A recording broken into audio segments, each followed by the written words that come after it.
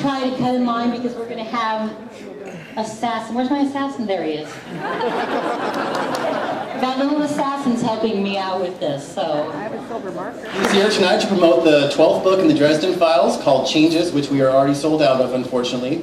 We'll be doing about a 45-minute question-and-answer session, followed by a signing since there's so many of you guys here. Without further ado, here is Jim Butcher.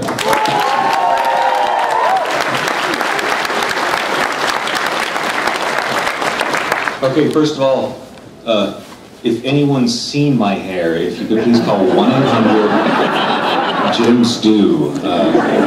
It'd be appreciated. My son has it. Hey.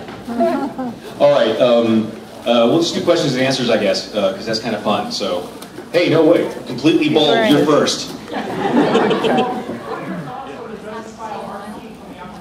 What are my thoughts on the Dresden File RPG coming out in June? That if I DM'd it, it would be too much like work. And that if I played it, I would be a freaking nightmare to any GM. No, it is that way and necessary. I'll put it in the next book.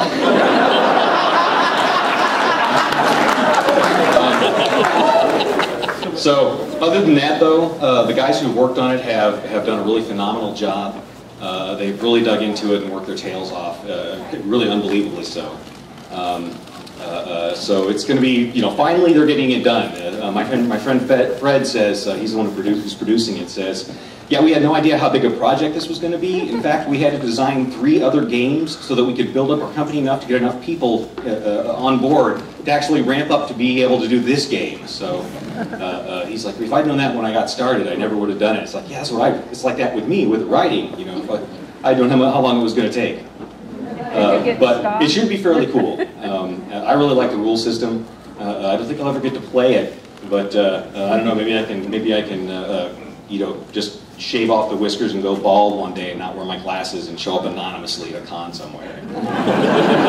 Play that way or something. Who's next? Yeah. So with the books, it's been about a year between books-ish. And that's reflected in the story. Have you ever had like some huge leap forward planned? Have you ever had a huge leap backwards? Is it pretty much going to be next book's going to be a year from when in between? I'll go. What he's asking is the storyline has basically been about 1 book story a year per real life year. Am I going to keep doing that? Am I going to start jumping back or forward? The answer is yes, I'm going to keep doing that because it works a little bit better on account of it makes it just easier to keep track of what year it is in the story. And am I going to make any big leaps forward or backwards? Well, there is a whole law of magic about messing with time. And given that it's a law of magic, Dresden's going to have to break it eventually. So, yeah, sort of. It would be the proper answer to the question. Yeah? What's coming out in November? What's coming out in November? November is the short story collection with all the Dresden short stories, not all the Dresden short stories, but most of them in it. Plus the novella that I wrote from Murphy's point of view called Aftermath that starts about 45 minutes after the end of Changes. So,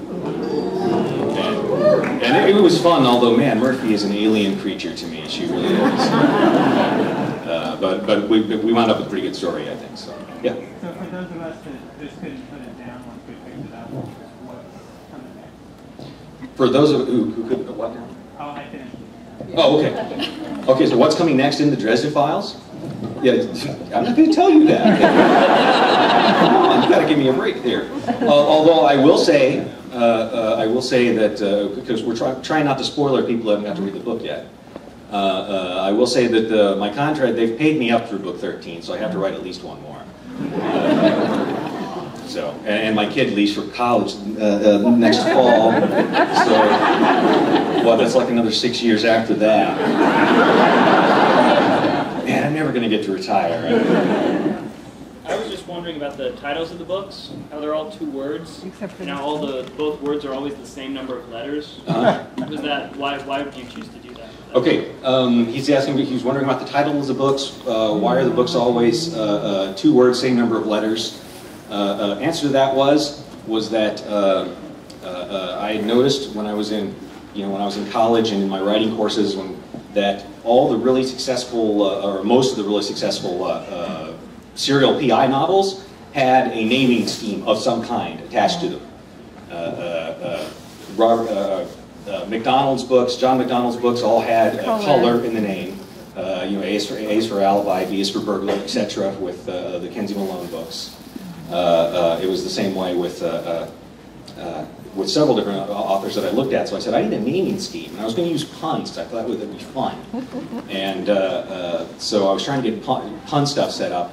And they didn't like that. The editors didn't like that at all. So the first book, I think the original name was Semi-Auto Magic, and they didn't like that. And I said, can we call it Abracadaver? And they said, no, we can't.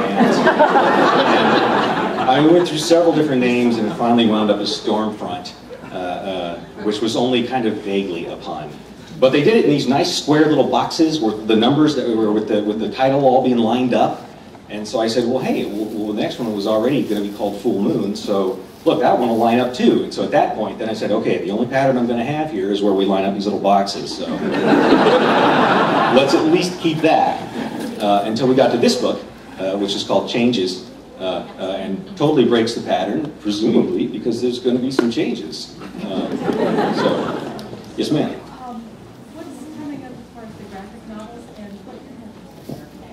What's coming out is, okay, 2 questions here. She's cheating.